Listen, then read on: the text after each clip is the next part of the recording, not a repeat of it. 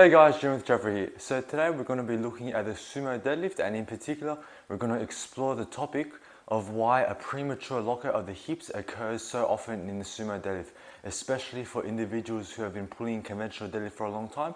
They make the switch to Sumo, they run a pivot block with the Sumo, they want to explore it, and what they often find is that a lot of the times their hips will lock out before the knee, so their hips.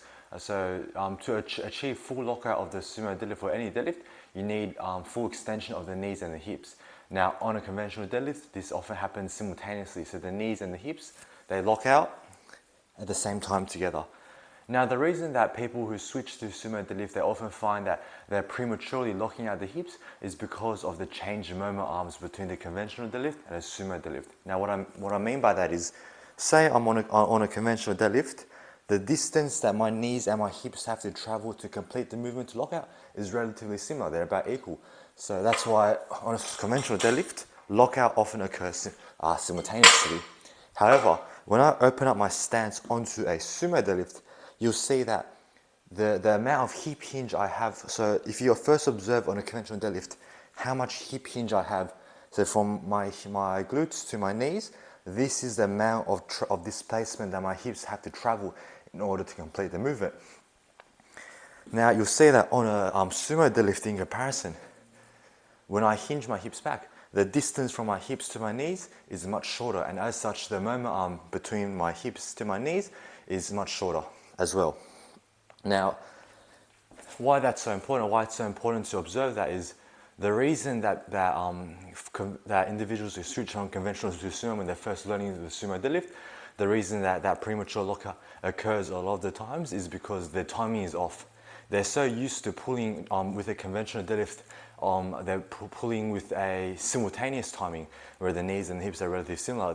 They don't take into account that on a Sumo deadlift, the distance the hips have to travel is much shorter, and as such, if you try to time your Sumo deadlift, if you try to time the knees and the hips simultaneously, it's going to end up with a premature hip lockout. Now, how do we fix that? The cue that I like to implement for a Sumo deadlift in order to combat that issue is to think rapid knee extension. So it will look a bit like this on the Sumo deadlift.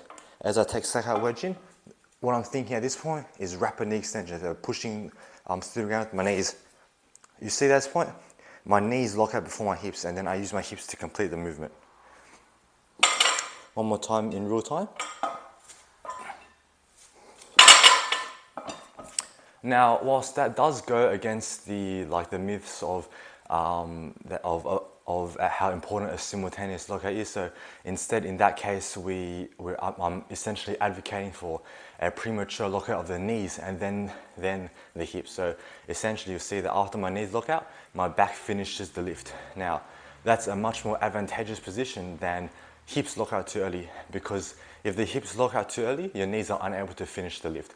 Whereas you see with the top level elite sumo lifters, they actually use a premature knee lockout to advantage, because after they lock out with the knees, they're still able to perform a back extension to essentially unravel the hips and to complete the hips lockout, even though the knees has already been completed.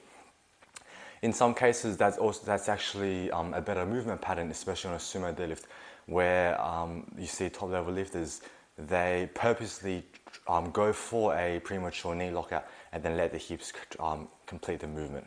So in addition to this cue's effectiveness in combating the differences in the moment arms between a conventional and a Sumo deadlift, another reason why this cue is so effective on the Sumo deadlift is because traditionally on a Sumo deadlift, where you open up your base of support of your contact between your feet and the ground, it's meant to be harder off the floor. We all know that on a conventional deadlift, when your two feet are close in together, it's easier off the floor. You're able to produce more power and you're more explosive.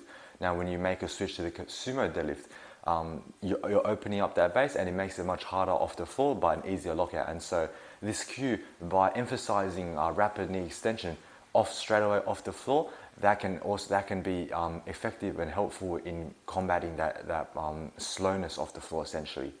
So to summarize what we went through today, when learning technique and when making the switch from conventional sumo, or if you're just learning the sumo deadlift for the first time, technique does take time to get down the technical proficiency, the biomechanical side of things. It does take time, and there are a lot of long-term solutions such as like variations or active cueing through in a more long-term sense.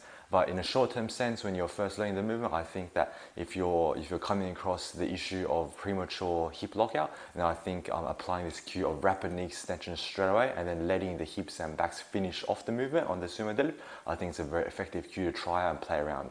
So that's all from me today, guys. Hopefully that was helpful for you, and I'll catch you guys next time. Take care.